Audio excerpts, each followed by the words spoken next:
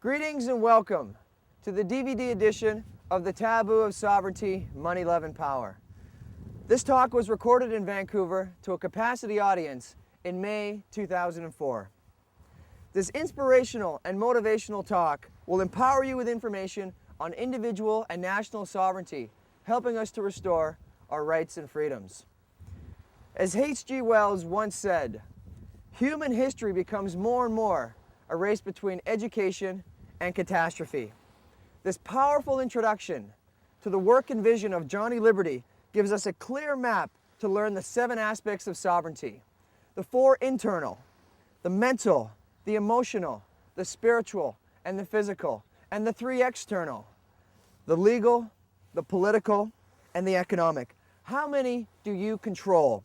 This talk is a poignant reminder of how we need to take personal accountability, seeking to become more response-able. William Hazlitt reminds us that the love of liberty is the love of others, and the love of power is the love of ourselves. And on that note, enjoy this inspirational and electrifying presentation. And now introducing Mr. Johnny Liberty. I haven't been in Vancouver, British Columbia in almost 10 years. This is the first presentation that I've given in this city and in this part of Canada. So I'm very thankful, I'm very grateful to Asa and the crew for inviting me to come up. We just happened to meet about a year ago. You know how networking is, how people connect. One person gets to meet someone and you have some kind of resonance, and then you meet someone else and then opportunities show up. We underestimate the power of networking. You know, networking oftentimes has gotten a bad rap because sometimes we just associate it with multi-level marketing and things like that. But networking itself is the art of being able to create relationships, to be able to find connections, natural connections, not forced connections, but connections that are natural. So when I got started in a lot of my actual teaching work, I started in the area of networking almost 35 years ago. When I was in college, I was born and raised in the States, in Michigan, and after I read the Whole Earth Catalog, how many of you were around or remember the first edition of the Whole Earth Catalog? Now this was a cultural transition point between what was then traditional mainstream culture and the alternative cultures that were being born. The Whole Earth Catalog was a toolbox. It was subtitled Access to Tools. It was a directory of every kind of alternative tool that you couldn't find anywhere else. And when I read that book and I got inspired by it and I just went, aha, I get it. Here I am, I'm 19 years old. What do I know, right? Born and raised, taught and trained in college, learning all this stuff, but there's this whole other world over here that I had no knowledge of whatsoever. And so I realized at that moment that this tool was going to shape an entire culture, that actually networking is very powerful when you use it in the right way, when you use it in an appropriate way. And then way back then, of course, we didn't have the types of technologies that we have today. So networking came first. That was my first real inspiration. And so I wrote my first book in 1983 called The Power and Significance of Communications Networking. Because even then, we had just started to enter into the computer age where computers were accessible to the average Joe, where you could buy a computer. I mean, they were clunky, but I was thrilled to death to get my first Macintosh, you know, back then, and McWrite and McPaint, you know, it was fabulous, it was exciting. And you look back now in hindsight, of course, and then the younger people and the new generations are being raised now, and they just assume, well, computers have been with us forever, right? CDs and DVDs and video and equipment and all this stuff is just commonplace, like it's always been here. But some of us that are a little older have a little longer view of things. And that's one of the benefits of age, is you get a perspective on how much change has happened in the course of a lifetime. And so back then, as today, I've brought all that work forward into the work I'm doing with ICR today. And although I'm somewhat famous or somewhat infamous, you could say, for my sovereignty education and my sovereignty work under the banner of Johnny Liberty, which is a pen name. Actually, where my heart of hearts lies is in building a global resource center, networking center, resource center, media center, news service, to be able to inform people at a scale of media we have available today that was not available when the Whole Earth Catalog came out 35 years ago. It was just a book, you know, and few people bought it. It was, you know, a few 100,000 copies maybe. But today we have communications technologies and the capability to instantaneously communicate worldwide. But we have a few problems that we've inherited over the last 200 or 300 years, which is we don't have control over our lives. We don't have control over our basic political, economic, and legal systems. We don't have control over the ideas that are being foisted at us through the media. Although we have all these wonderful tools available now, we've lost control of some very foundational things that we must reclaim to live a successful life, I believe. To truly be free and to live a successful life, we have to reclaim some of what we've lost as technology has come barging into our lives and not always been positive in its impact to the environment, to human society, to other things. So everything's up for reevaluation. Tonight the topic is about taboo, because I'm beginning to enter into the domain of taboo. Now you may have a gut feeling about what taboo is. What is taboo? Well, something that's forbidden, something you don't talk about, something you don't even acknowledge as any reality. You know? And so I'm going to enter into some domains of taboo tonight, and I welcome you to open your minds. I welcome you to just for this evening, if it's possible, to set aside all of your preconceptions. Just imagine that possibly the whole universe is being created right in this moment.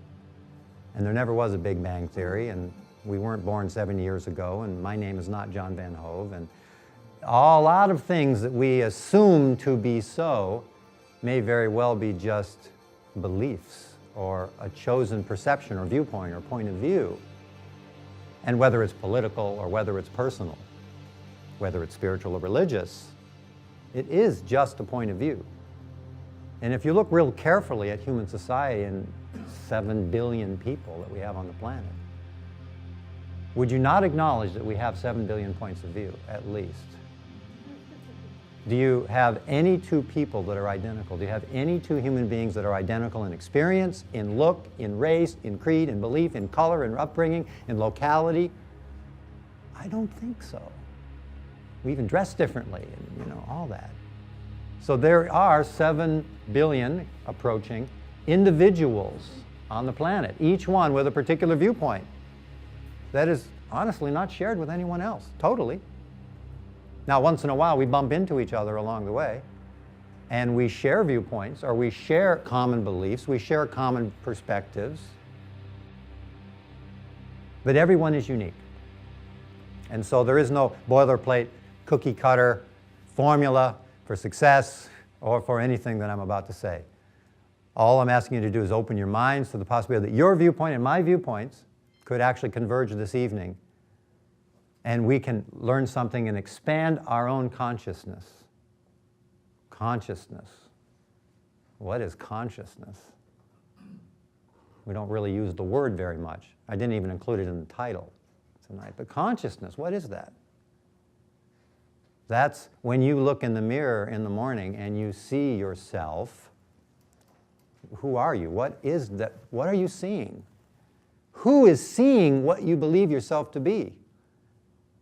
What is that self-reflective part of you, that part that can reflect upon, actually observe you looking in the mirror? Consciousness. Every one of us has consciousness of some kind or other, and it's shaped by our upbringing and our viewpoints and our beliefs and our education and the media and all of the information and the stimulus response that we bring into our own environment, to our own lives.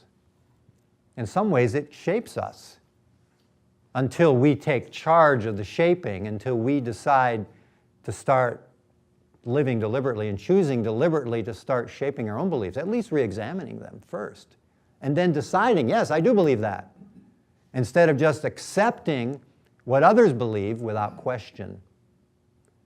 That's the domain of taboo. When you accept other people's beliefs, whether it's societal or political or the media or because it's published or because, and you don't really make it your own by reflecting upon its relevance to your life, then it takes up space in our consciousness that otherwise could be utilized for our own co-creation, our own creative something. Everybody has come here, all 7 billion people, with a purpose, some kind of purpose. And who decides what that purpose is?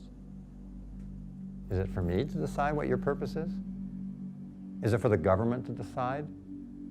Or is it for the bankers to decide? Is it for teachers, parents even? Parents do decide to a great degree, up to a certain point, shape their children's viewpoints on the world. When do we step beyond that and go, Mom and Dad were right about a few things, but these other things here really aren't mine. And I am going to shift and change into something that's more accommodating to what I believe to be true. That's the maturation process, the growth process, the learning process, all of that. So taboos have to be approached from a very open mind, because if your mind is closed, well, nothing can get in there. There's no place for anything to move or shift or change. And that's okay. A lot of people are very content to live that way. Sometimes for most of or all of their lives. But then again, if you don't actually fulfill the purpose you came here to do, and you don't even know what your purpose is, what kind of life is that? And so these are all reflections. These are all just questions. They're not answers. They're just questions. This is an inquiry tonight about the taboos of sovereignty, which is a term that's being thrown around a lot these days. It's a very old, endearing term. It has very different meaning and application based on your viewpoint and on what you believe or know sovereignty to be. So I'm going to explode and expand upon your notion of sovereignty this evening. And then money, taboo of money. Why do I say money is a taboo? What's taboo about it? You either got it or you don't have it. I like money. Everybody likes money, right? You like to have it because you can spend and buy things and do all this stuff. But if we really, really examined it, what is money? Who makes it? Who controls it? And what kind of society have we created out of our love, our addiction to money? What kind of world are we creating? So let's just step back and take a re-examination of money and what it really is, because it ain't what you believe, more than likely. Money is a fascinating subject, and I would say of probably all the taboos, money is probably the most difficult one to actually address. We could get into religious and politics and everything else here, and we have a good, lively discussion, but when you start talking about money, or you start getting into the psychology of money, or how much we are addicted to certain patterns and beliefs about money that shape our behaviors on a daily basis, we start triggering. You start getting triggered. So we're not going to have a big group Gestalt therapy session here tonight, so we're not going to go that deeply into money and start throwing things at each other. Okay, so don't worry. It's okay. Just fasten your seatbelts. Sovereignty, money, love. Why is love taboo? Everybody loves love, right? Well, what is it? What is this stuff that love is, and why are we so screwed up about it? How can we have so many misconceptions and so many things that are confused about it? And what is it? And where does it arise from? And I think I love you, but maybe it's just biochemistry. I don't know. What is it? Let's take a good look at it. And then last but not least is power. Power. Who has it? Anybody in this room have any power? Power. Do you have power? Who has power? Any power? Power. Power. Hey, to raise your hand, it takes power. It takes power to raise your hand. It takes power to come here this evening and make a decision.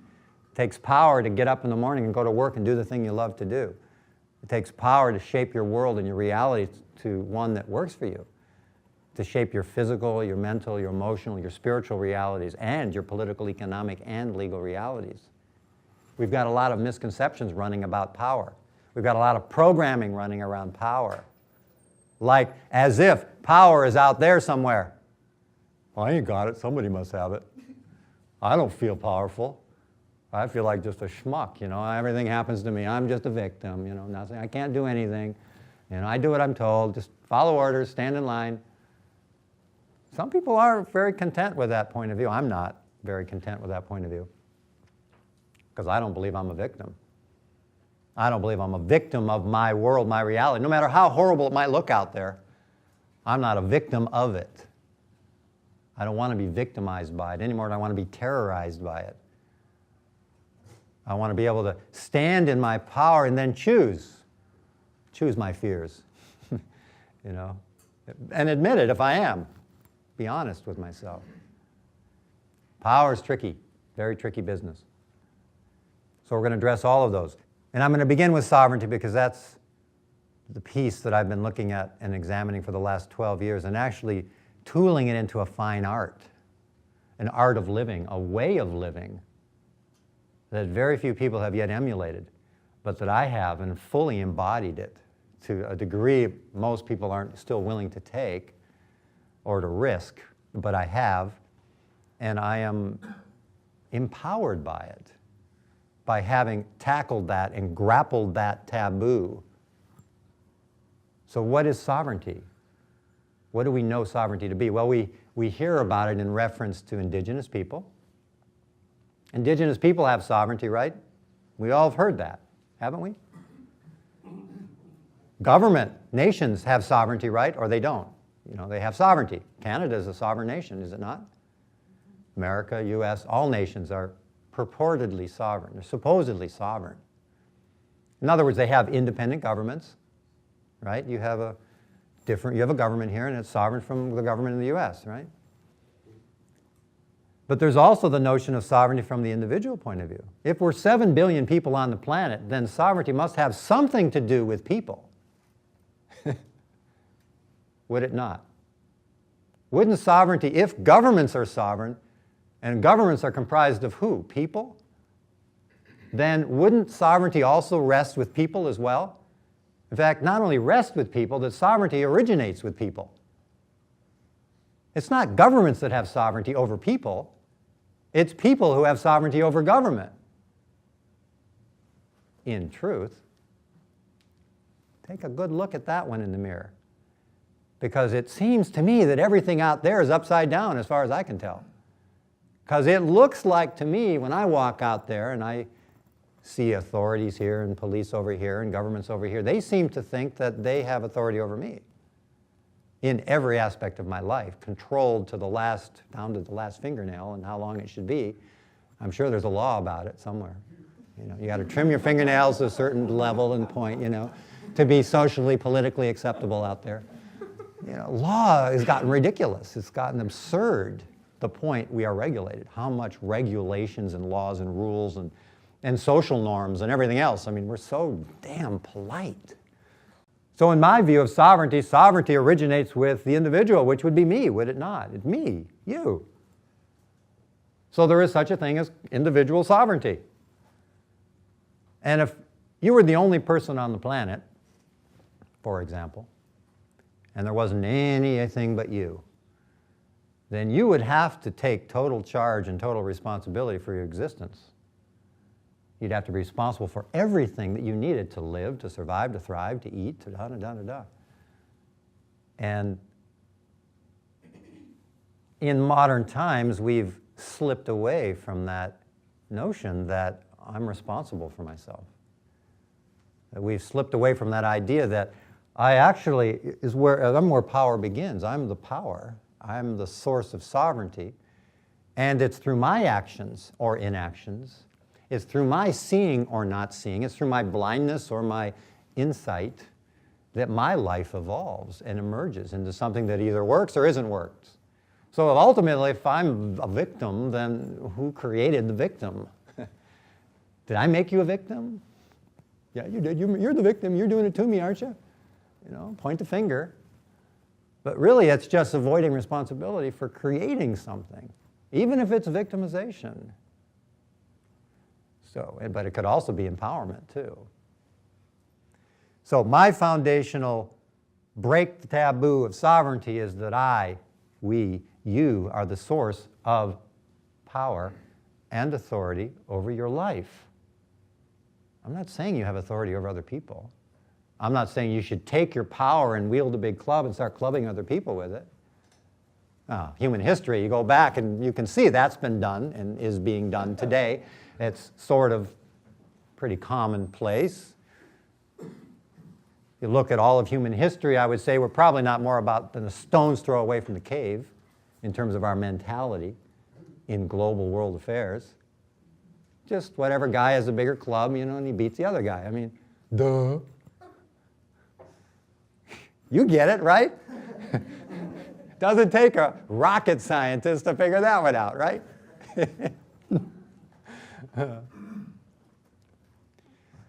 But still, in all that, and why do I address sovereignty? Because I see sovereignty as a key to evolution, to growth, to learning, to exploding beyond this old paradigm of clubbing each other, and all the stuff that we're doing is because we keep avoiding our own responsibility for being our own authorities and having our own power. And we are doing it on a large scale. Anybody like the government or love the government? What's going on in Canada or US today? I mean, you love it? I mean, if you had a choice, would you change it? You'd make changes, you'd improve it, right? I don't know why I'm saying if. I'm saying, why aren't we changing it is what I'm asking. Why aren't we changing it? What is it in our beliefs that's stopping us from believing that we have the power to change the governments? What stops us? What taboo is in our mind that says, can't do anything, can't fight City Hall, you know, I mean, it's always been this way, politicians are corrupt, they're always going to rob us, you know, just got to put up with it, right? Just put up with it, tolerate it. That's what we're told, that's what we're taught. I say no, I say no. I say we really can change it, not just individually, but collectively too. We could be more effective if a lot of people decided to put their sovereignty together and actually say no to things they don't like that are going on. And I will assure you, things will change. They always have. Throughout the course of human history, it's been a small group of people that have created the revolutions or created the major shifts. And usually it started with one individual who's just been really stubborn. Stubborn behind a principle, stubborn behind something that they know to be true. You know, and even put up with persecution, you know. The earth is round, right? Flat or round, what is it? All the flat earth people on this side of the room, all the round earth people on this side of the room, right? It took amazing courage for Galileo to stand up to charges of heresy and finally being burned at the stake because he believed the earth was round. I mean, you know. Terrible. So we look back at it now, we laugh, but we go, but in hindsight, we know how ridiculous that is. How ridiculous that is. How absolutely ridiculous. You could be persecuted for something like that. But look around today at how people are being persecuted because they believe they're sovereign, because they have the power to change things, and because they have a cure for cancer that, you know, corporate America doesn't want you to know about. You know, renewable power, all the things that are innovations which we have at our fingertips right now. Every innovation that we have in the world is being suppressed right now by an old paradigm structure that's living in the Stone Age, in the mind of a Stone Age mentality with a big club. How is it going to change? Unless or until you and I decide to change it. Because you and I get together individually. First, we have to reclaim our own power. We can't just say, well, you know, let her do it. You do it, you're better. They point their finger at me and say, Johnny, you do it. You just do it for all of us. Please, you know, tell me how it comes out. I said, it ain't going to come out very well if I have to do it all by myself. At least for everybody. So, no more finger pointing, you know. You know what they say about the finger out there and three back, right? It's time to just start pointing the finger right here and go, you know, really, if I want to change, it's right here. Start small. You don't have to take on the world to start with. Just start small. Just start re-examining your life and start seeing the things that aren't working in your life and take the power, make the decision to change things and make your life better. In all of the aspects of sovereignty, as I teach them now, it's not just about not paying your taxes, folks. That's what a lot of people think sovereignty is today. Well, if I just don't have to pay my taxes, then I'm sovereign, right? Just give me the legal paperwork and that's all I need to do, right? Get the government out of my business. You know, we don't like them. Well, that's an aspect. I mean, that can be an aspect. But what's the attitude there? There's many, many more aspects to sovereignty that have to be embodied first. And quite honestly, before you really can step into power in the world out there, the external world, you got to step into power in the internal world. Whatever that is for you.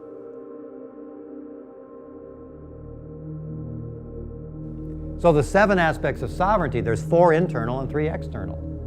The first one is physical. Physical sovereignty. Are we not in a body? Each one of us in an individual body, or what appears to be an individual body, that we must take care of. And if we don't, it's pretty hard to get around. It's pretty hard to make a great contribution to world society if we can't take care of our own vehicle. So we have to have our physical sovereignty. We've got to attend to our health and wellness. That's foundational. And we have the capacity to do that. There's many, many, many alternative paradigms for health and healing. There are very few integrative ones. And I mean ones that integrate all of the alternative and the mainstream things into a singular healing process. I just came from a clinic in Reno, Nevada, fabulous Sierra Integrative Medical Clinic, 3rd generation radical homeopathic therapy, curing people of chronic illnesses and diseases they've had all of their lives in a matter of a few weeks or a few months, because they have comprehensive diagnostics, the most comprehensive I've ever seen. I don't see any diagnostics going on out there at all. They test you for the things that they can prescribe drugs for. They don't test you to see how healthy you are and where your body's immune system is not working, so they can build your immune system to fight the disease and the pathogens and the chemicals and the allergies and the disease and the bacteria and the viruses and the vaccinations and everything else that you put in your body and all the chemical sensitivities and everything else that's affecting your health in one big soup that you can't sort out, and your doctors can't even help you sort out because they're not even trained to sort it out. There are alternative paradigms for everything. But you have to seek them out. You have to desire them. You have to want to look. You want to live. You want to live enough to go seek them out. Don't just accept the prognosis from the doctor that you have 5 weeks to live and it's terminal. I don't accept that. There are alternatives. So physical sovereignty, health and wellness is foundational. One aspect of sovereignty. The second aspect of sovereignty is emotional.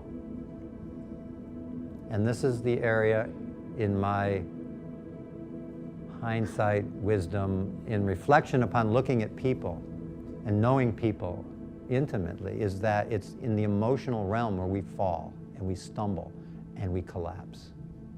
We're not very good at handling emotional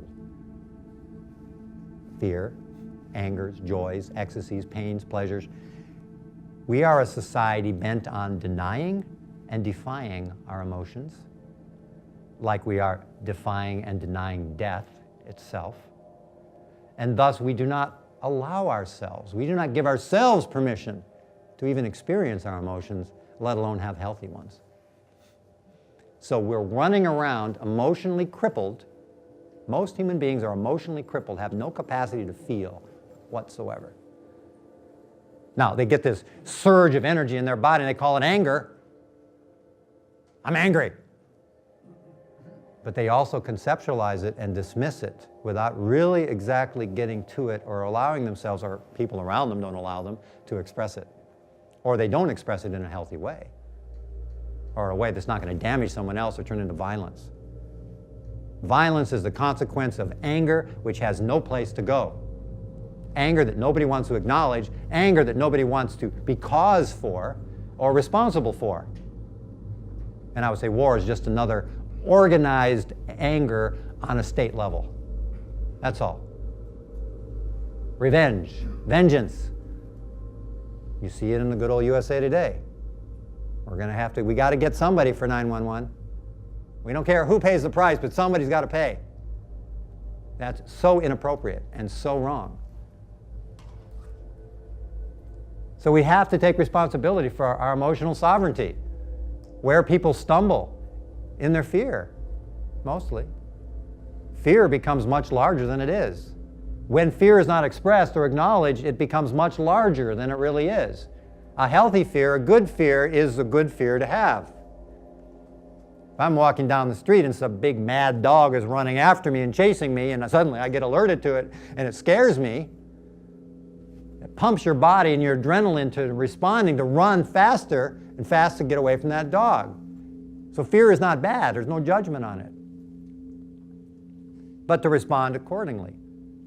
But not to walk around through life fearing that some dog's going to chase me and bite me. If I spend my whole life fearing that some dog might attack me my whole life, and there ain't no dogs around, and maybe no dogs even ever bit me, what kind of fear is that? That's an imagined fear, right? Where are people stumbling and falling in all the imagined fears? And wow, let me tell you, the media is the mastermind of imagined fears coming at you at 400 million kilobytes per second, consuming every ounce of your brain power to process, subconsciously if not consciously. So we have to face our fears. And if you can simply make this distinction between the real and the imagined fears, most of the fear in your life will dissipate. Be afraid when there's cause to be afraid. You know, if the wolf's at the door, deal with it. Respond accordingly. But if there ain't no wolf at the door, stop imagining that there is. Or that the government's going to get you. Or if you don't pay your taxes, they're going to come put you in jail. Or if I don't pay that parking ticket, they're going to impound my car. Or if every damn thing that I do, you know, somebody's watching over me, and there's all these laws and rules. I don't understand any of them, but I know I got to obey them, but I don't know what to obey. And, you know, is it real or is it not real? We're walking nightmares of fear. And a lot of movies are just bad dreams. And you pay for them. Hey, $7, $8. Give me a bad dream so I can go to sleep. Killing, maiming, torture. Great. You've heard the expression, garbage in, garbage out. Garbage in, garbage out. So who's going to take the garbage out? Ain't my responsibility, right? Who's going to bring the garbage in? Ain't my responsibility either. Oh, but it is. You bring the garbage in because you decide to. So you're going to produce garbage as a consequence of it. So stop bringing garbage into you, and you won't have so much garbage to put out in the world either. And that's when we come to the third aspect of sovereignty, which is mental. Take charge of your own minds. Take charge of the input. Yeah, some of it, you know, you can't avoid when you're driving on the highway and you see the billboards and, you know, and your TVs and media and papers and all this stuff. But some of it is actually you can choose not to input. Is there anybody here addicted to the newspaper? Got to read the darn thing every morning, right? You buy one, you pick one up, you read it, the headline, shock, adrenaline, fear, maiming, killing, torture, something, right? Garbage in. Evening news. Any addicts to the evening news? Got to see what the news anchor's got to say about the war in Iraq tonight. How many people have been beheaded? I mean, ugh. Garbage in. Who gets to decide what goes into your mind? Ultimately, who decides? Who's sovereign? I'm sovereign. I decide. Part of the commitment is... And I can actually not read the paper or not tune into the news. Withdrawals, I can't stand. In my leadership training programs, we have a little exercise we do, which is part of the commitment is you have to go on a 30-day media fast. Oh my God, the withdrawals I can't stand. Heroin I could get off of, but media, no. No, please, give me my daytime soaps. I gotta have it. I can't live without it. Oh Lord, help us. We're addicted. Claim your mental sovereignty, though. Claim it, that's all. Sovereignty is so easy, folks. It isn't complicated. Just claim it. And claim all 7 aspects of it. Claim your physical wealth and well-being, claim your emotional sovereignty, claim your mental health and well-being via the garbage that comes in and the garbage that goes out. Man, we can clean up the world real quick this way. And we can take market share away from the media moguls that are mind controlling us and programming us into being subjects of fear and terror. Who are the real terrorists? Who are the real terrorists out there? They smile at you. Hi, I'm the news anchor. This is the evening news. How many people were beheaded today? And they smile. No emotional response whatsoever. Down in the States, I was very shocked. I mean, after 9/11, you probably got impressions of it too, but it was the first time I ever saw news anchors not know what to say. In the first 12 hours after 9/11, they were boondoggled. They were stuttering. Well, I don't know what the heck happened here.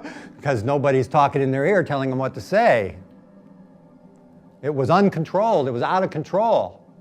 That was a window in to the media world. Absolute, total control by 4 or 5 major corporations, fed by governments all around the world, to tell you what to think, how to think, what your impressions are going to be, what's going on in the war here, the war there, what war is important, which one's not. Why all this focus on Iraq? I mean, aren't there other wars going on? Yeah, there's 40 other wars going on in the world you never hear about. Why is that? Oh, they're not important. Well, who decides what's important? So if you really want to be informed, you got to go beyond the evening news, the daily newspaper, and you got to go out, and you can find a lot of informed sources on the internet and international sources. I go to international sources and BBC and, you know, different papers around the world because I can't get any news in the USA. They don't tell you nothing down there. Let me tell you, we are more starved for information in the USA than anywhere in the world. America is not a free country. America is the most controlled, slave country in the world today. The people. And most people don't know that around the world. Yeah, we were driving around in SUVs and home and all that kind of stuff, but let me tell you, we're terrorized down there by our own government and by the media. And it's all really, really majorly shift since 9/11. Major shift. In fact, if I was to say what was 9/11 for America, it was a coup d'etat. It was a coup d'etat of the democracy, which America is not, by the way, it's a republic, but anyway, it was founded as a republic, became a democracy, and then became a military dictatorship, basically, under national security. National security state was imposed after 9/11. Absolute, ironclad control. And even Congress is scared to speak up. So, anyway, I don't mean to be the bearer of bad news, but it's also the bearer of good news in the sense that you may not have heard that, or you may not know that. And I'm here as a harbinger. I may be the last free American who is actually an American citizen. I may be one of the very few last true Americans, because they've robbed everything. They've even taken our citizenship from us. And we've become something other than what we were. Not in principle, because the fire of freedom is alive in America in the hearts of the people. So Mark Twain said it very well. Love your country always. Love your government when it deserves it. It may apply here in Canada too. Just a wee bit. So importantly here is the mental sovereignty part. Very, very important. You get to decide what to learn. Yeah, we've all got programming to deal with and indoctrinations we're going to have to weed out. There's nobody, myself included, that hasn't accepted indoctrinations through the course of your education, your schooling, and everything else in your particular field or class. All it means is that our viewpoint has gotten more rigidly identified as a certain thing, and then our minds are closed and we can't see that there's other ways of seeing things. And there just are other ways of seeing things. That's all. So open up a little space in your mind to other ways of seeing things, and it can balance out your perspective. So when I look at the news and I want to get good news reporting, I want to get balanced news reporting. I don't want the media to tell me what to think and what to think. I want the media to provide me a balanced view of all the viewpoints involved so I can make up my own mind and decide for myself what can conclude and what actions I might take or what my political stand might be. So there's a lot of work we have to do in the mental sovereignty area. physical, emotional, mental, and then last, on the internal realm, is spiritual sovereignty. Spiritual sovereignty is whatever your divine relationship to God or the Creator or Jesus or whatever religion or whatever spiritual path that you have, every one of those 7 billion people on the planet has their own unique relationship with the divine. Despite organized religion and despite, grouping people together and over-identifying in a lot of cases with one particular way of seeing God and the world and spirituality. And if you really opened up the mind a little bit to seeing things from other viewpoints, you'll see a lot more commonality than differences.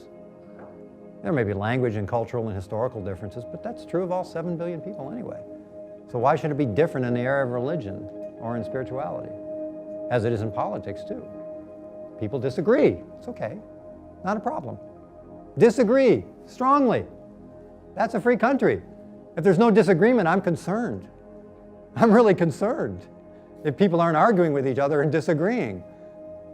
Where's the freedom there? Where's the freedom to have your own point of view? If everybody's just towing the party line for fear of retribution, what does that say about the kind of world we live in or we're choosing?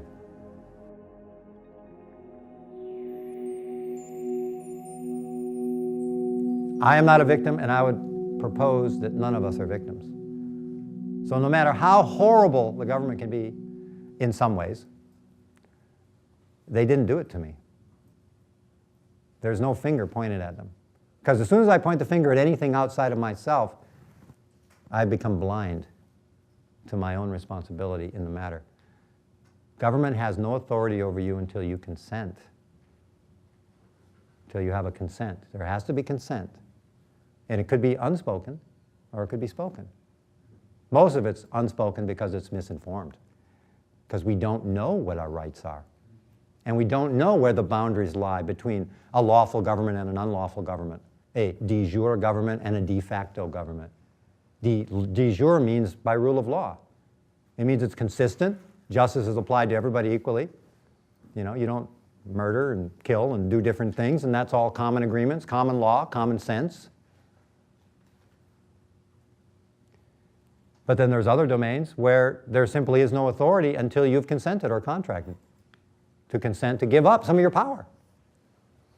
And you don't have to in a lot of cases. In fact, in most cases. I would say over 90% of the laws on the books don't apply to you. Because you may not be the person that's defined as a person in that code or in that law where that law applies to you. So don't assume you are just because you're a flesh and blood human being. Don't assume they have jurisdiction or that they have authority just because you're a flesh and blood human being. The law is very distinct, very well defined, and most of it only applies to artificial persons, not to natural persons. And so that's a whole other domain of sovereignty, which we'll get into in a second. But I want to complete with the 4 internal aspects: physical, mental, emotional, spiritual. Then handle those. And then you can step into the domain of economic sovereignty. That's where that taboo of money comes in. Our capacity to deal with our economic independence and economic interdependence as well. And really go in depth and learn about the nature of money and currency and coin and the central banking system and how does it really work and who really controls this? Do I control this? Anybody in this room control the creation of the Canadian money? Had any input lately? No? God, there's something wrong with this picture. I don't understand, because prior to about 1913, in both the US and Canada, maybe it was 13 or 14, one of those years, gold and silver was the coin of the realm. And it was a privately issued coin, in the sense that it was privately circulated. Everybody had control of the monetary system. So the sovereign, the sovereign individual had their own economic sovereignty in their pocket. It wasn't controlled by a central bank somewhere that decided that, oh, we'll print paper instead and we'll just kind of assume that it's a fiat, that it's by default, it's money. We'll just call it money. I mean, you can take toilet paper and circulate it and say, well, the banks say that now toilet paper is money. Okay, fine. How many pieces? 1, 2 pieces? How many pieces to get in? 1 roll to get in here tonight? unroll. It's really cumbersome to run around with a bunch of toilet paper in your pocket and pay for it, you know? But why is that any more ridiculous than running around with these notes, these things, these paper fictions running around that we call money that nobody looks at, questions? Well, some people do, but most people don't even question it. It's now money, it's always been money, always will be money, and it works, doesn't it? Everybody's feeling rich and prosperous, no struggle paying the bills every month, right? Right? Not a struggle, right? You got plenty left over for the education for the kids, plenty for all the health care you want. You don't need national health insurance because you got enough money in your own pocket to be able to pay the insurance, well, get the healing you want, not through insurance companies. You don't get any health care through insurance companies that I know of. Not a lot, anyway. You got no choice with insurance companies. That's the trouble with nationalized insurance and government programs and all that, is you don't really get choice on your physical sovereignty level. So it's no more ridiculous in my mind when in the US, and by US law, and this is just to contrast that the Federal Reserve notes that we carry around as money is literally defined in law as a corporation note of undetermined value. Wow, what does that mean? Corporation note issued by a private corporation of undetermined value, which means it means what we say it means and when it means it. And if we don't like the value that's assigned to it now, we'll change it. And how do we do that? Well, raising interest rates, money supply, all the things that the central bankers use to manipulate the money system. So they can very easily control your money and your buying habits, your opportunities, your life, and your success through the issuing of and the supply and the demand of this whole game called money. But it's taboo. We can't be talking about this. As soon as you want to start talking about the central banking system, the guys with the big guns and the masks will come in the door, and they'll start wanting to, shut you up and say, money, no, we can't go there.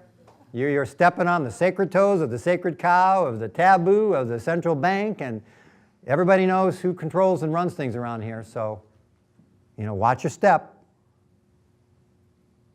Governments are just as scared. They toe the line too. Who controls the governments? Got a clue? Anybody? Who controls government? God, this is a smart group. Very smart. You mean it's not a government of the people, by the people, for the people? What happened to that idea? It's of the government.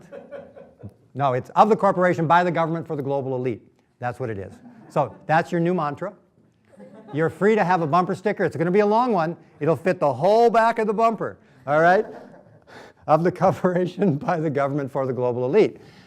That really is the way that it is. And I can laugh about it.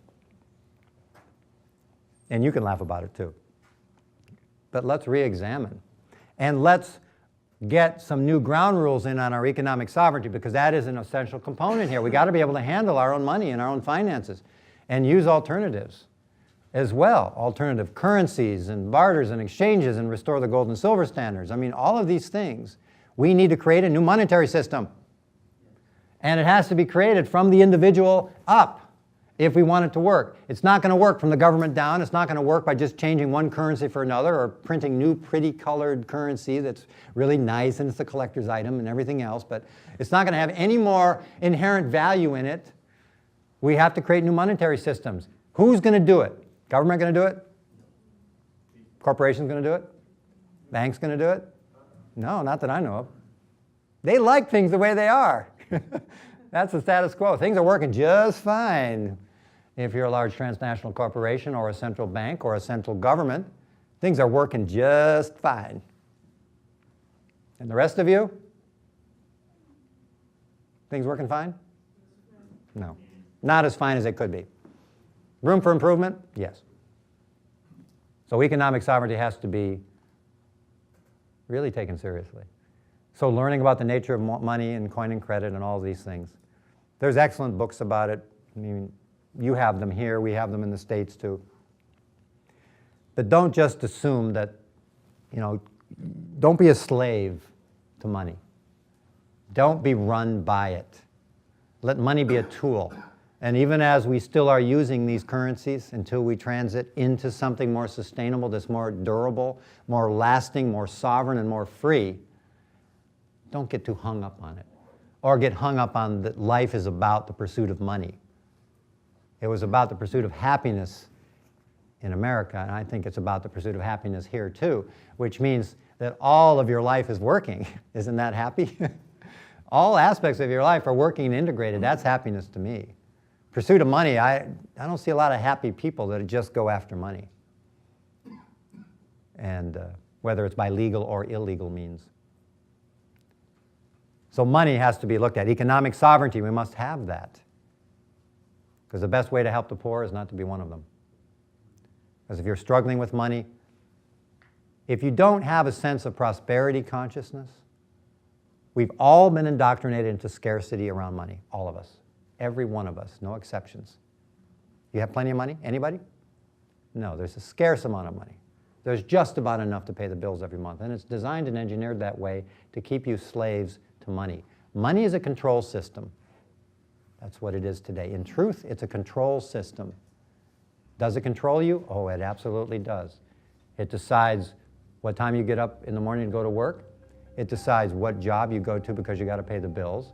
It decides what kind of house or place you're going to live in. It decides what kind of education you're going to have. It decides what kind of health care you're going to have. It decides what you have left over to give to the next generation when you die and pass away. These decisions are being made through a medium that you have very little control over, the creation of it. And therefore, you have given up and have very few options, fewer options, when you're a slave to that system. And so we can free ourselves from that through knowledge and education and through some more careful and compassionate types of investments. Direct investments in direct people and projects that are producing things of value that create true economic wealth. Money is not wealth. That is a lie, an illusion. Money is just a piece of paper that represents an opportunity or a tendency of some kind, a choice perhaps, to be able to vest in, to take that dollar and invest it in something of value that can create more value, not just for you, but for everybody around you. Wealth is the inherent ability you have to create something of value and introduce it into the economy. Money is just a measure, and only one measure, of that value. There are many other measures of that value, as mothers know, who raise children, who don't get paid to do it. A lot of people don't get paid to take care of and love people and do things. Does that mean it's not valuable? There's no value there? Of course there's value there. You'd be a fool not to acknowledge the value in that. But when we value everything in terms of money, we become a slave to a value system as well as a control system. And that is something we have to break through. Claim your own values and principles. Claim what's important to you. Claim what's your priority. You decide what's valuable to you, what you want to invest in, however small or grand your equity might be or your portfolio. Even if it's small, even if you just got a few dollars, you can decide where those few dollars go and make a difference in the whole system. And even convert some of that into real tangible producer income creating activity. And that's where the real wealth building comes from. That's why building your own business, creating your own business and free enterprises is a model for sovereignty. Yeah, a lot of people are employees and they work for other people and they get a paycheck. But before 1913, and I don't know the percentage here, but in the States, 98% of the people in 1913 in the United States worked for themselves. 2% were employees. Today, 2% of the people work for themselves and 98% are employees of corporations. And just big major corporations, faceless and personal, don't give a hoot corporations. So you can see how the co-optation is taken over time with a little perspective, and that the reverse trend, getting back into your own business, sustaining yourself financially and economically, finding the well within you of your own creative talent to be able to create something of value and introduce it, is a matter by which you can claim your economic sovereignty in any medium that you might then exchange. Powerful, powerful stuff. So the next aspect is the legal aspect, which I just touched into for a moment. But the legal aspect of sovereignty is the one whereby we have to become informed and re-educated in terms of our citizenships, and whether it's American or Canadian, whether it's natural person or fictitious persons. In the States, we have an inherent dual citizenship there. We have a state citizenship and the federal citizenship, which is actually a fiction. It's not a real citizenship.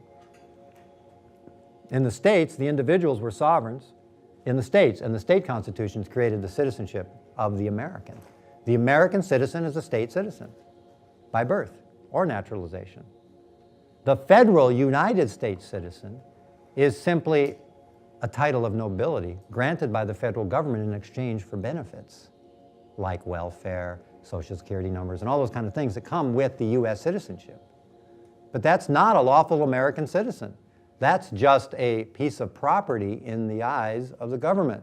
Just like cattle with a little brand on them, you get a Social Security number with a brand on it, and you can get benefits such as, you get your hay and you get your feed and, a few things so you can eat at the trough, with all the other cattle.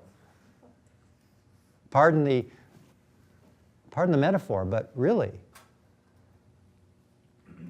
And in Canada, I imagine we have a similar scenario here, as we have in all nations of the world as well, of which most nations of the world have never enjoyed even a fraction of the amount of freedom we still enjoy here today.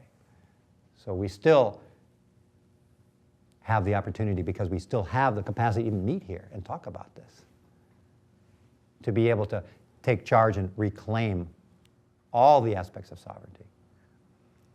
And so understanding our citizenship, the nature of law itself, and studying law several hundred years ago, and I can again use the American analogy that most citizens knew enough about the law, they didn't need lawyers. Attorneys are a rather modern phenomenon, as we can look at in the phone book. And you see like about that many pages of the phone book are attorneys probably in Vancouver. But 200 years ago, there weren't hardly any attorneys. Because under the common laws, attorneys could not represent you. If we had a controversy, it was between you and me. And we'd go into a common law court, and maybe it had a judge, and maybe it didn't. Maybe it had a jury, which was a common law jury. And it's the same here. This is a common law country. All the British Commonwealths are common law countries. You have common law, we have British common law too. That's where our Constitution and the whole foundation of the American government was founded on British common law, with the exception of Louisiana, which was French common law. But all the other states were based on British common law. That's where we base our sovereignty on. That's where we base the entire legal system was founded upon that. No different here. And it's in those common laws where the people could take care of their controversies internally, basically within their own communities, and not have to have hired third guns to come in there as my attorney and your attorney, with the judge being an attorney. What the heck happened here? Something happened along the way where suddenly attorneys took over the courtrooms. Have you noticed? Anybody notice that there's an attorney on both sides of the controversy, and one on the bench, and one in the legislature making the laws? Anybody notice how attorneys took over the country, and when it happened, or how it happened, or what's the history of it? It's fascinating. If you look at the history of power structures in the world and you see the rules of colonization, well, it's not very effective. That's one of the modern innovations of colonialism, which was they realized, and I think the British were probably the first to catch on to this, which it's very inefficient to go out and try to massacre people and try to conquer them. There's much more efficient ways to do it. The British, being what they are, they're just so efficient. They love efficiencies. They love it. Yes. They found that the best way to occupy a nation was legally, economically, and politically. And then, as a last resort, we'll bring in the military. And they have been masterful at it, as other empires have followed suit, like America as well. But it all began one hazy day many, many years ago in the 1800s, when the Royal Institute of International Affairs in London was formed, and they are the seat of all international bar associations. Bar, meaning British Accreditation Registry, which is a registry of a title of nobility from a British international organization that bestows these titles upon attorneys at law all over the world. And so, whether they're American attorneys or Canadian attorneys, they all get their licensing from the same international agency. But you would think that, and I may be wrong here, but I know it's true in the States. Correct me if I'm wrong. But everyone assumes that attorneys are licensed by the state or the government. in the States. They all assume, well, they all say, you can't practice law without a license. All attorneys have to be licensed before they can be in the courtroom. But nobody ever asks, well, who licenses the attorneys? It's supposed to be the Supreme Court of the state. But it turns out that it's the Bar Association licenses the attorneys in the state. Is it the same here or not? I don't know. Could be. Something worth looking at. If the attorneys are to be accountable to the government, then wouldn't they be licensed by the government and regulated by the government? Who regulates the attorneys? Nobody. Nobody. So if you wonder why the legal system is corrupted, because there's no accountability for attorneys in any area of government. That's something to look at. That's a part of legal sovereignty, is understanding how these things are. Because any of you been in court? Enjoy it? Love it? Getting to love it. Okay, good. Anybody go in terrorized, completely like disoriented, don't know what the heck's going on, I haven't a clue what to do here. I plead, not guilty, whatever. We don't understand the rules, the procedures. We're entering into a domain where we have no comprehension of the rules of the game, who the players are, what kind of power is working behind the scenes here, what the outcome will likely mean for us, except probably less money in our pocket. Ka-chink, ka-chink, ka-chink, ka-chink, ka-chink, ka-chink, ka-chink, ka-chink, ka-chink, ka-chink, ka-chink, ka-chink. Open up the cash register and pour it in, folks. It's a revenue-generating private organization that runs the court systems. Private international law. And private international law has supplanted the constitutional laws, the provincial laws, the common laws, all of the laws that the people had domain over at one time. Like we had domain over our own monetary system at one time, we had domain over our own legal systems at one time as well, so we could manage our controversies. But we also kind of lost that. And now private international organizations handle the legal system for us. And they're doing a great job of it, aren't they? We have to understand the nature and the cause of these systems. Because until we do, we will be subject to or at the mercy of. And until you claim your own personal sovereignty, until you govern yourself in all these 7 aspects, those aspects will be governed by some external authority out there. By default. Not even because they're supposed to or they have to. Why is government so big and getting bigger all the time? Because we're defaulting more and more all the time and our responsibilities as citizens in every country of the world.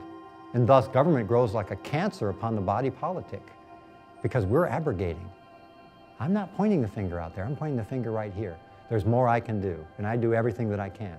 There's more we all can do to restore accountability to all the systems, if indeed you value freedom, and if indeed you value living in a free country where there is still opportunity, and that we're not just all on welfare, basically.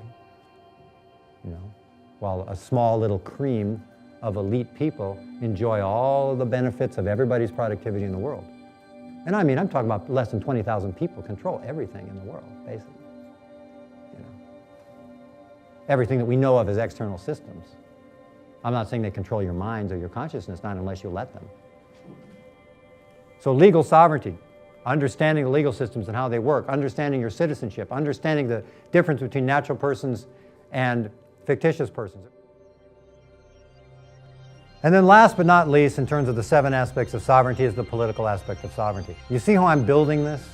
How I build the aspects? I build it from the very personal and the very right here in your body level, and then I build it outward into the economic realm, where we have to be economically empowered to be able to make any difference at all in the world, in some way. And then we have to step into the legal realm of understanding that, not only to protect what we have, and to do the asset protection that's required in these times, because anybody who accumulates any wealth or money is a target by a predator government or a predator agency or some litigation or a lawsuit or something else. Anybody ever experienced that? I heard the groans over here. So people know that that's true when you have. If you have any assets, you have anything to protect. As Bobby McGee said, you know, freedom is just another word for nothing left to lose, right? But of course, my vision of my life and my reality is that I want to create an infrastructure around me and a business infrastructure that I can make a huge difference in the world. and bring these ideas out and educate a lot of people and create news services and resource centers and really have a huge impact. So I have to take steps to protect assets in a very careful and protected way so that I don't come under attack. Or if I do, there's no cake on the table. Tomorrow we go into asset protection, popular sovereignty, and all the practical nuts and bolts of things. And of course I appreciate the participation of some of the Canadian resource people there too to keep me up to date on some of the things that may be different here than in the US. I don't presume they're the same, they're not. There are some distinctions in terms of what you can and cannot do here by law for asset protection versus the States. But I've become very, very finely tuned to not only in the States, but internationally in foreign jurisdictions and what you can do in banking and investments and money and structures and different companies and entities and foundations and international business corporations and trust and common law and statutory and LLCs and the whole 9 yards. So all that gobbledygook that went over most of your heads because you never heard of any of those words before are just legal structures and entities. They're different legal structures. They're different ways of doing business than the ones that you were taught and trained in, which was twofold: for-profit, non-profit. Corporations, both within the jurisdiction, chartered, regulated, and taxed by you-know-who. So there are other alternatives to be explored and to learn about. And it actually isn't boring. And law is not boring either. You go, oh, law, God, how boring, I'm reading books and stuff like that. It's not boring. I found law to be the most fascinating study of history because law had documented evidence and reference to the public record that history was always distorted. History always had one side. Whoever won the war got to tell the story. Whoever lost the war didn't get to tell their side of the story. That's history, folks. That's history. That's history. So there's always another side to history, right? So get the other side if you're going to love history. And law was really wonderful because it could fill in some of the blanks, number one. And I found it to be just intriguing, and it's a real key part in terms of understanding what your recourses and remedies are in the legal system, is knowing who you are and who you aren't. Because we aren't what we see when we look in the mirror. A person is a good way of describing this. Person is a legal term, but it's also just used in the general conversation, right? Oh, you're a nice person. Oh, you're a friendly person. Oh, what a wonderful person.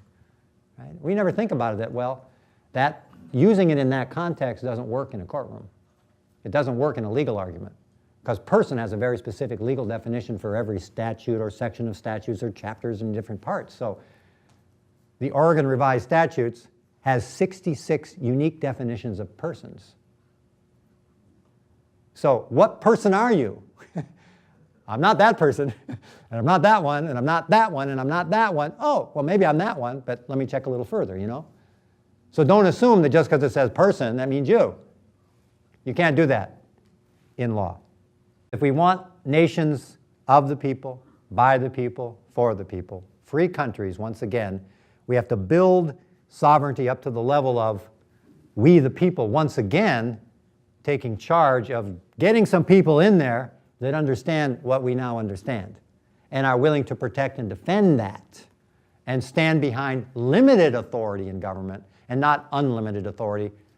And I dare say if there's any politicians or future politicians in here, if you're going to get my vote, you're going to have to take the stand of I'm willing to run, but under limited authority that's granted to me by whatever my position and the laws say that I ought to be doing, and not just become a dictator or a tyrant of my own just because now I'm in office and I can do whatever I want at public expense, which tends to be the attitude in government today. You know, and it tends to be our attitude to let them get away with it. And they do. And then they push it further next year and the year after and the year after until, before you know it, 100 years has gone by and you aren't living in the same country anymore. So don't wonder why or don't wonder what happened.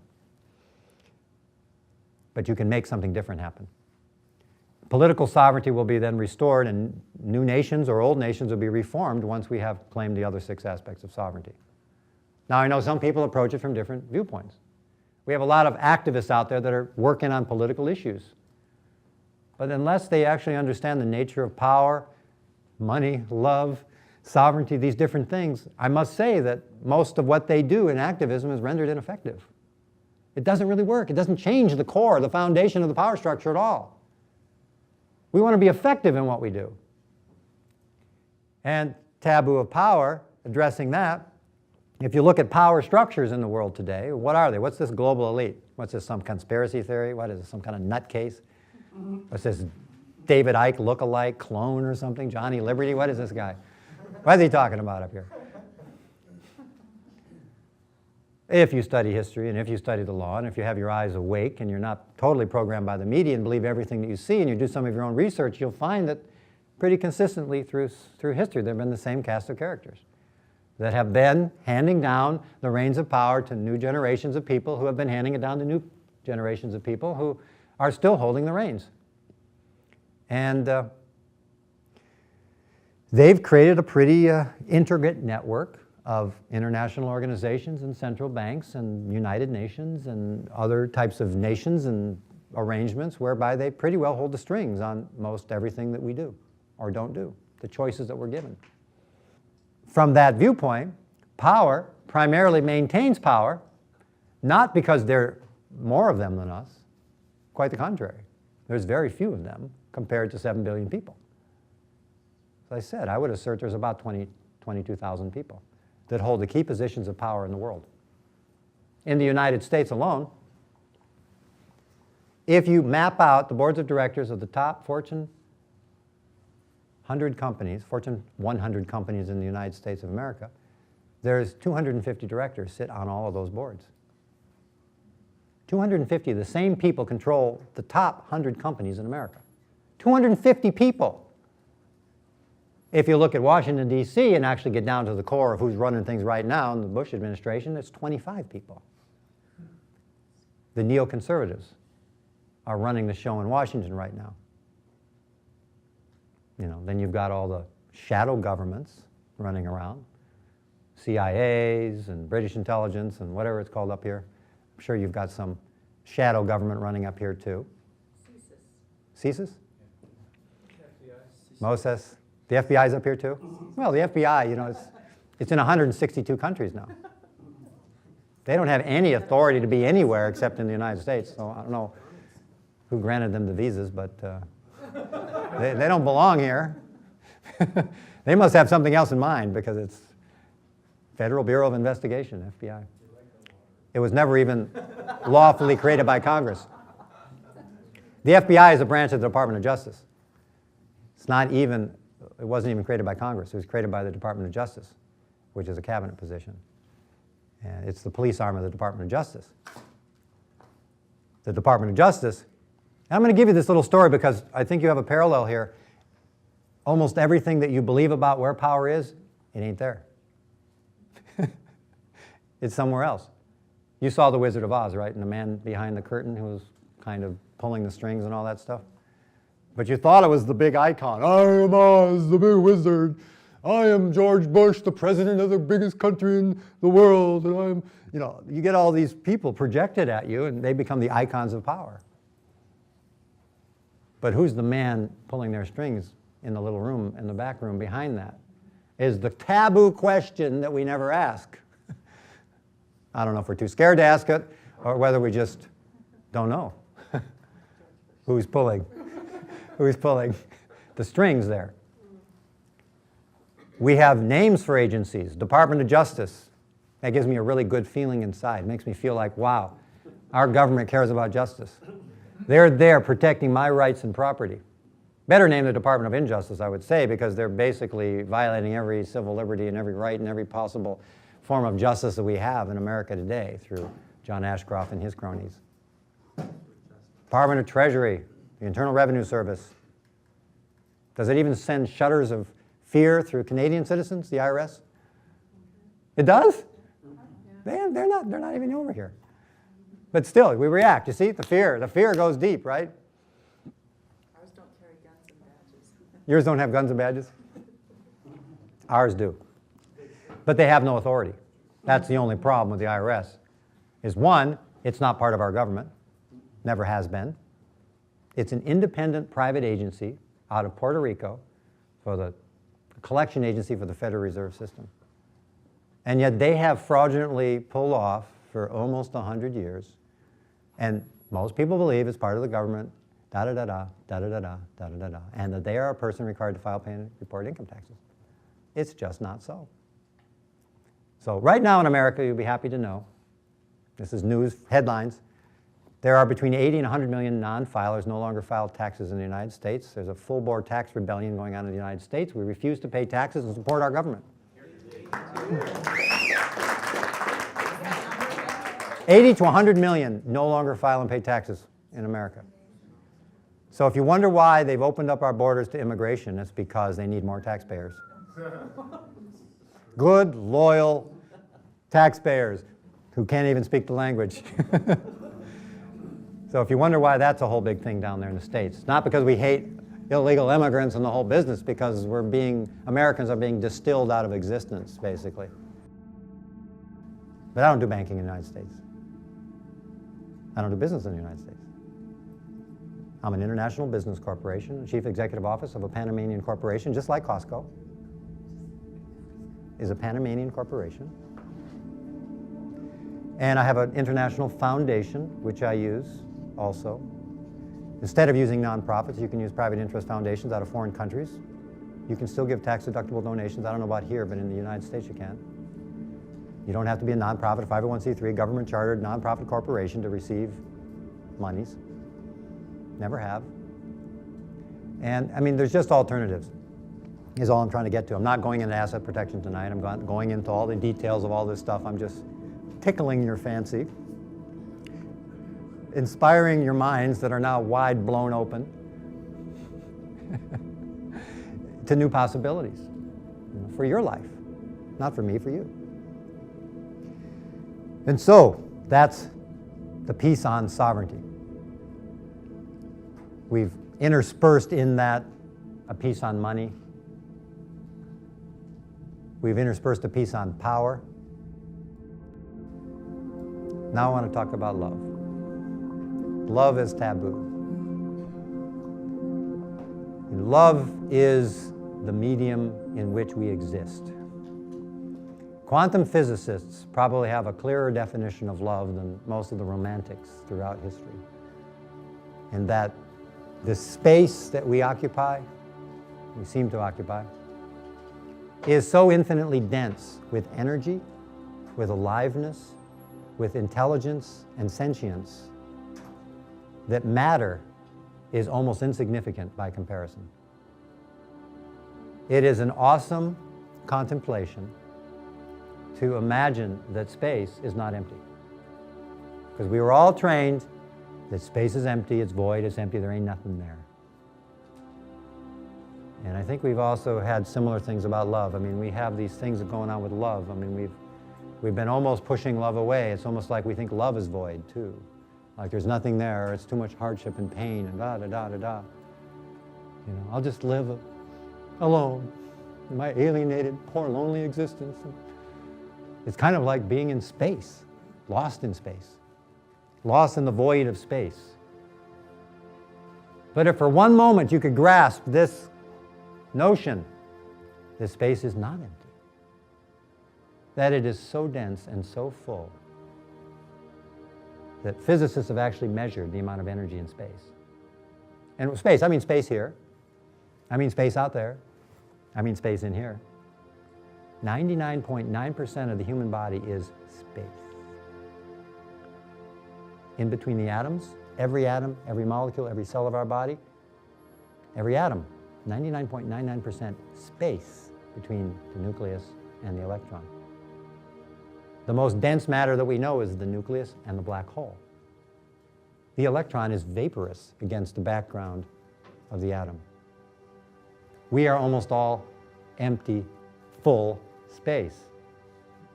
Niels Bohr, who founded the theory of the atom, who discovered the atom, said, this is the atom. We're going to name it. It has neutrons, protons, electrons. When he was asked, how is it that the atom doesn't collapse? He said, I don't know. I decree that it doesn't collapse. And we've been living with that theory ever since. And because you would think if the atom is always energizing, there's always energy moving out of it, emanating and radiating into space, that eventually it would run down, wouldn't it? It'd run out of steam, wouldn't it? Where's the energy coming from?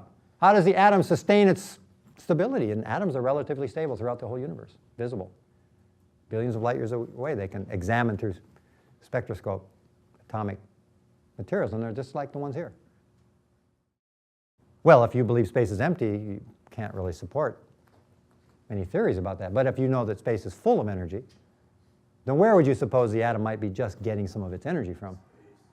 Not just some of its energy, but really all the energy that it needs to sustain its structure.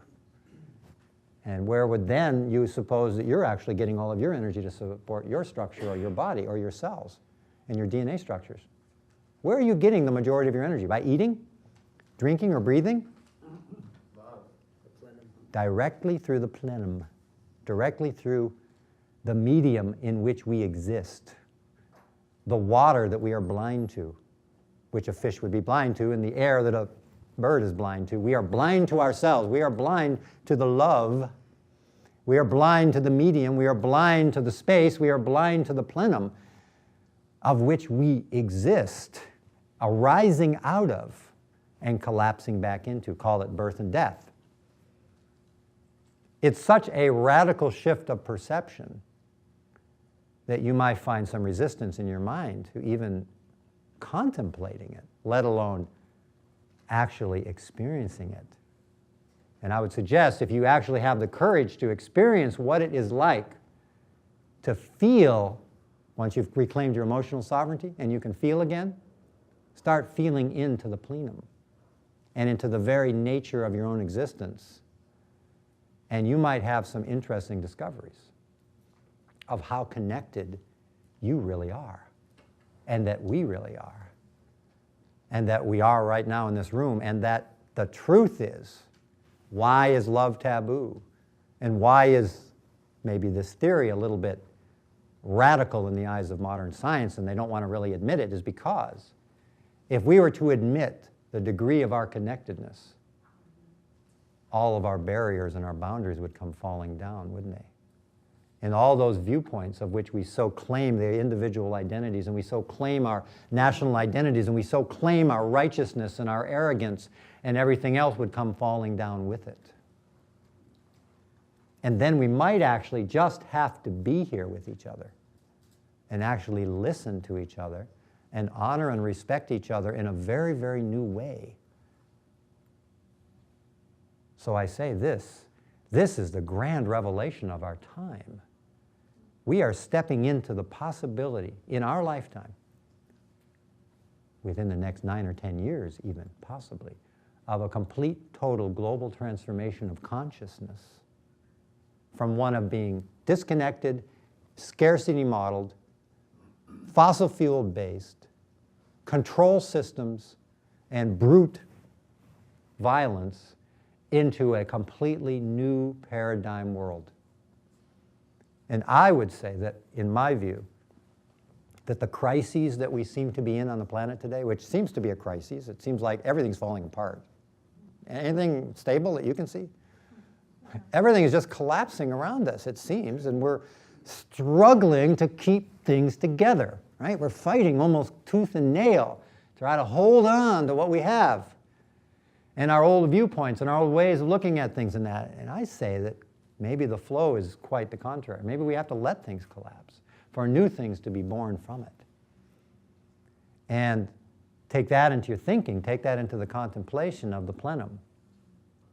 That in 1 cubic centimeter of space, there is a number so large, 10 to the 93 power of ergs of energy, that's inherent in that 1 cubic centimeter space, about the size of my fingernail, which is a number which is so large that if you counted all of the atoms in the visible universe of billions and billions of galaxies, you would have a number smaller than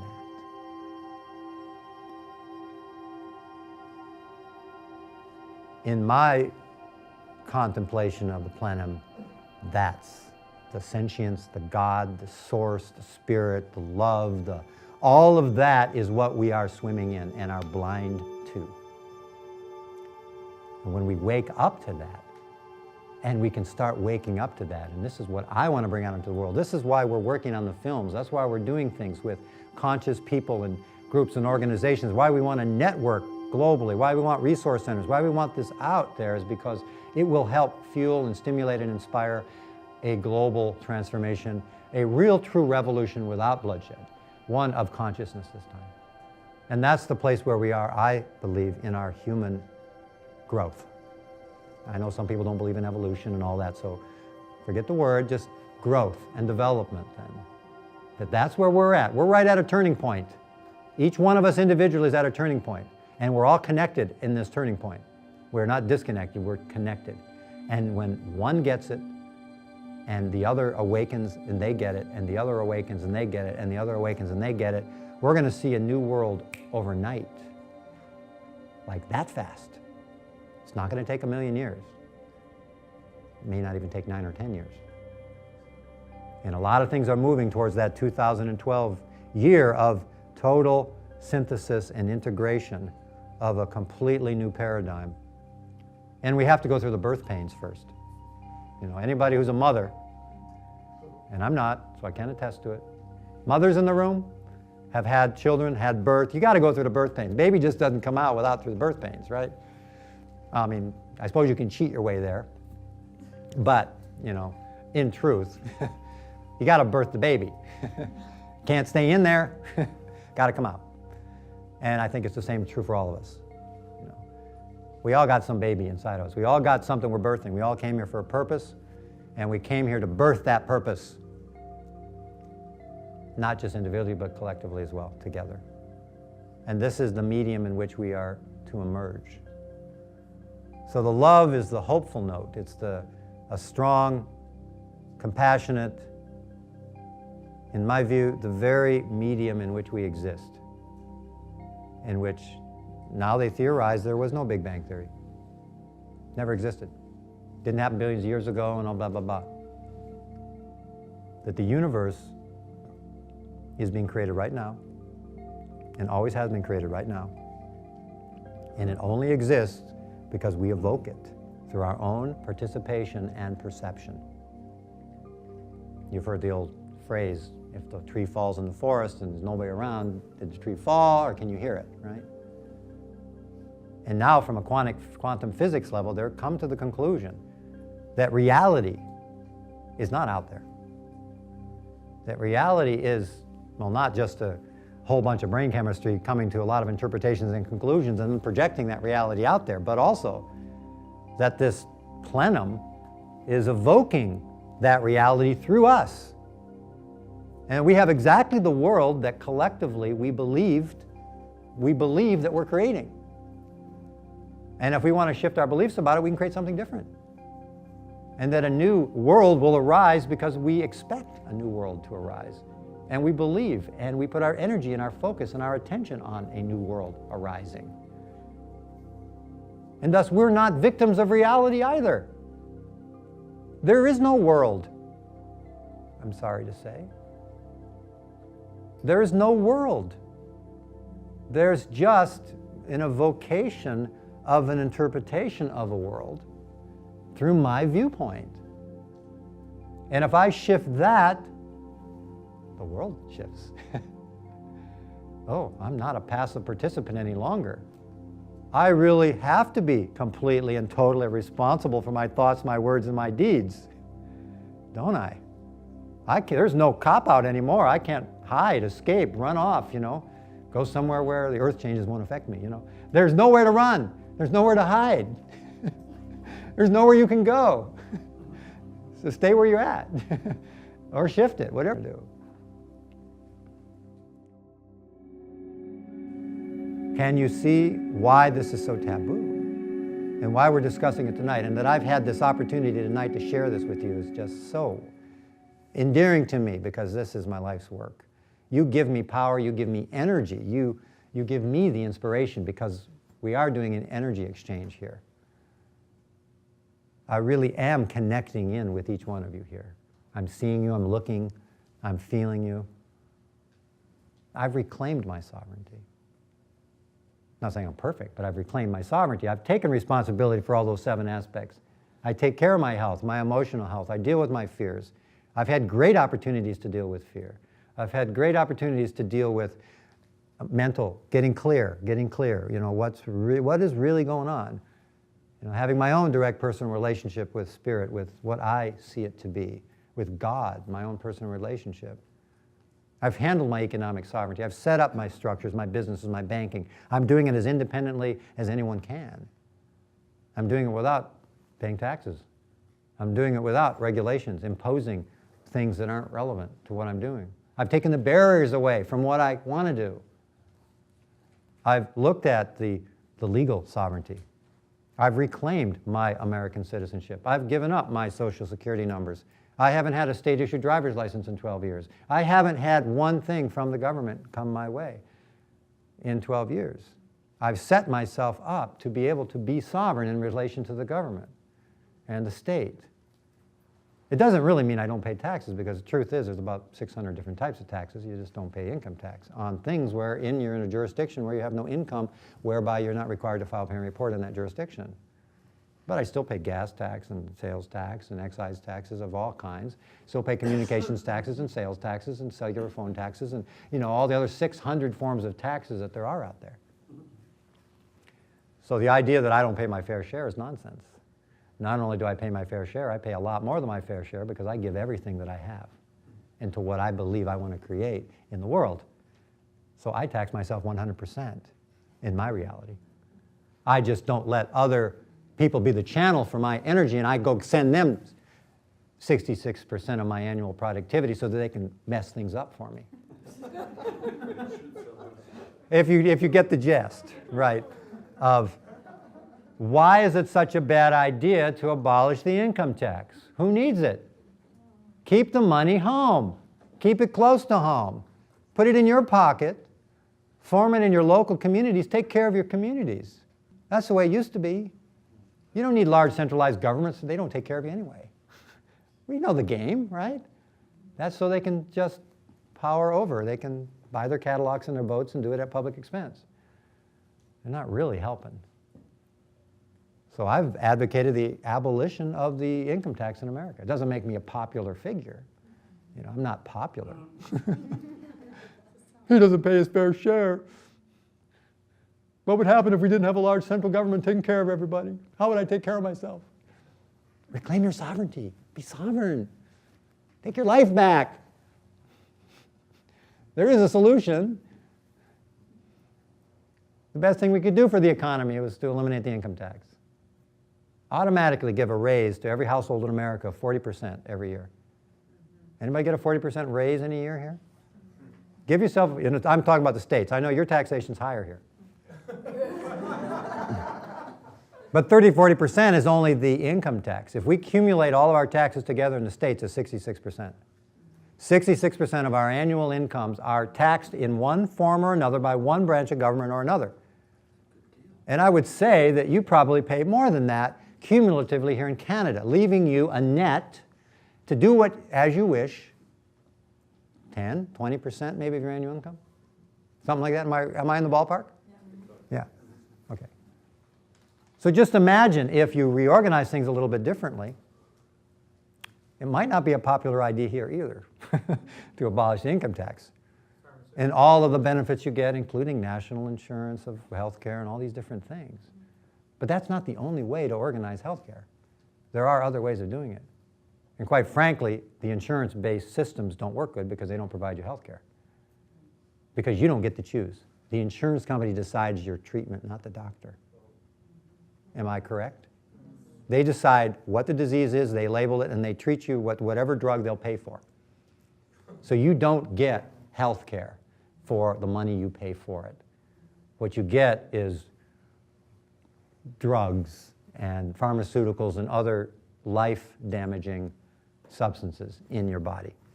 It's actually destructive. And so the clinic that I just went to, I checked a friend in who's had chronic illness for 38 years, is finding herself healthier in the first week of treatment than she has in 38 years of her life. Because they're addressing the root of the diseases that cause the symptoms, the conditions that cause it, in the most comprehensive and holistic fashion I've ever experienced. And so there are alternatives to that.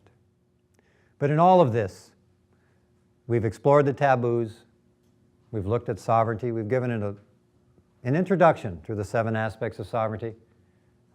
We've addressed money, not to great depth, but re-examine it, look at it, and let's not be addicted to it.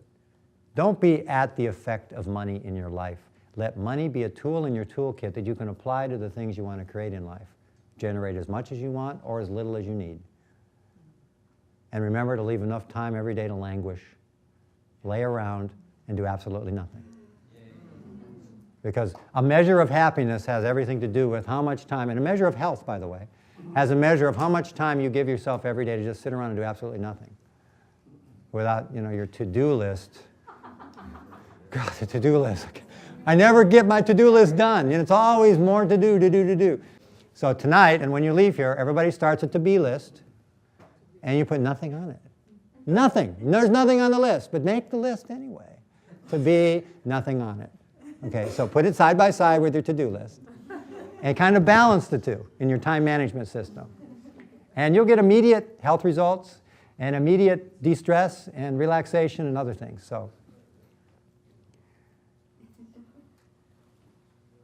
we've looked at love. We've talked about it in a somewhat abstract way, but I think all the religions and all the spiritual paths have also talked about love, that really love is the foundation of all religion and of all spirituality.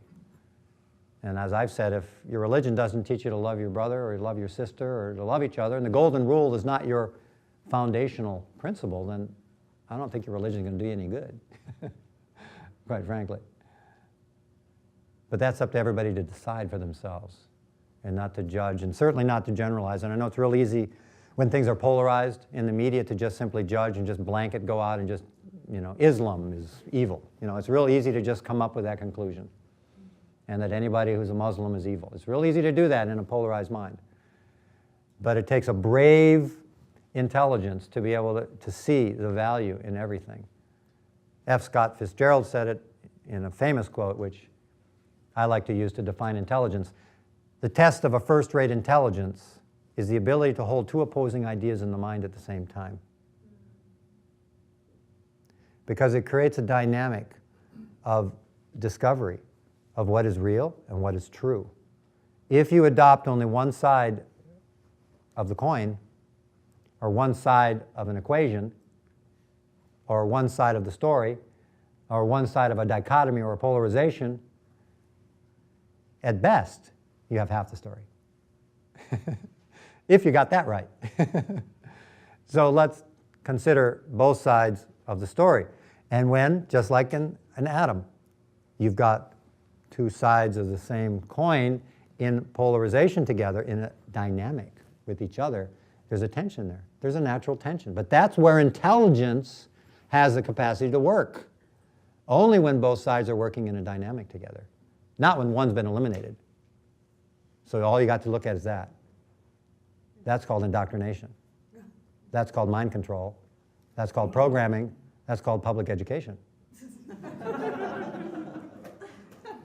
That's called the evening news.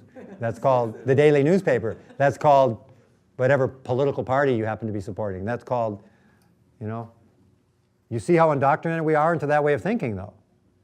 That's not healthy for the human race. And it will never bring about a new paradigm. This is how the new paradigm is created, by bringing that 2 sides of the coin together wrapped around our personal sovereignty. Take your intelligence within the foundations of sovereignty and hold that tension and start walking your life that way and start living your life that way. And you'll see that life changes, reality changes, and opportunities show up anywhere when you start networking with each other. And when you really start connecting, back full circle again to the art of networking, when you start learning the art of connecting with each other instead of the art of disconnecting from each other, or the art of polarizing each other, and the art of dividing each other as the power structure does to us. And they do it to us because we've let them. But power maintains power primarily because the people are divided and the people are unaware of how divided they are, and they're not willing to connect, and therefore power by default rules. That's how power structures became what they are, and that's how power structures fall. How did Gandhi unite a nation? With war and guns and dum and bum and bum? No. With the simplest, smallest grain of salt. He had a point of connection that united a nation and ultimately threw the British out. So ask yourself as a nation, as a person, as an individual, what is your grain of salt? What is my grain of salt? What is the unifying principle in any group, organization, or business, or network, or anything that you're doing that can bring people to connect to each other? And that's where you're going to get power. And develop that power, because so many of us have been unfamiliar with power in the domains we don't even want to acknowledge we have it. We don't know how to act when we get it. And you see people around you in your who have never had power, and then they get it. They turn into monsters sometimes. They get a little money and they get arrogant. You get a little money, now I can buy the world, right?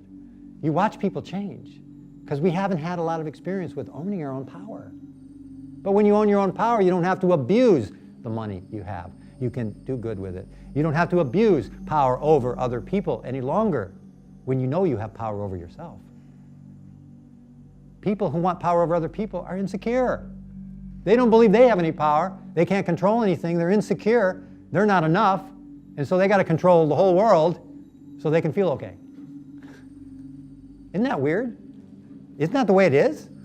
I mean, I don't see our leaders as very secure, balanced, integrated individuals. I don't see them as healthy or happy. I don't see billionaires being very happy running around. I see them very insecure, and all that. I don't see people who have stuff. So why would I want what they have? I mean, look what they got. I don't want that. I want what I have. I want what I can create. I don't want them or what they have. But get practiced in using your own power, and start small. Start with your domain. Start with your life. And then extend that power in a helpful way, and in a way of service to people around you. Start with your families, your kids, your neighbors, your friends, your relatives. Christmas, Thanksgiving, remember. And then your communities around you, and then your provinces, and then your nations. That's how we will restore sovereignty to the people and bring about a new paradigm world. I would just simply call it another world order. Another one. Not one world order. Nah, humbug. Not one world odor either. Kind of smells. I don't like that smell of that one world order stuff. So how about another world order? That's what I see. So with that, I'm going to close, and then we can open up for questions and dialogue, take a break, get some water. We got another half hour or so we can play and talk. Just for your information, there are CDs on all kinds of subjects over there. There's catalogs. Please take one of each page of the catalog with you. There's a whole host of books and products that we offer, and we offer them for different educational reasons. So we have sovereignty books, we have prosperity books, we have books on money, we have books on international structuring and private foundations and law. There's different projects and businesses that we work on developing, such as media companies and that. There's solar energy technologies. There's a whole host of things. So just like that Whole Earth catalog I mentioned earlier, is that ICR is the electronic Whole Earth catalog of the new paradigm emerging, of which we are going to broadcast 24 hours a day, a full-bore audio-video news service to the world, free, so that anybody can pick up the signals of all the good news things going on in the world, so that we can shift this paradigm as quickly as possible.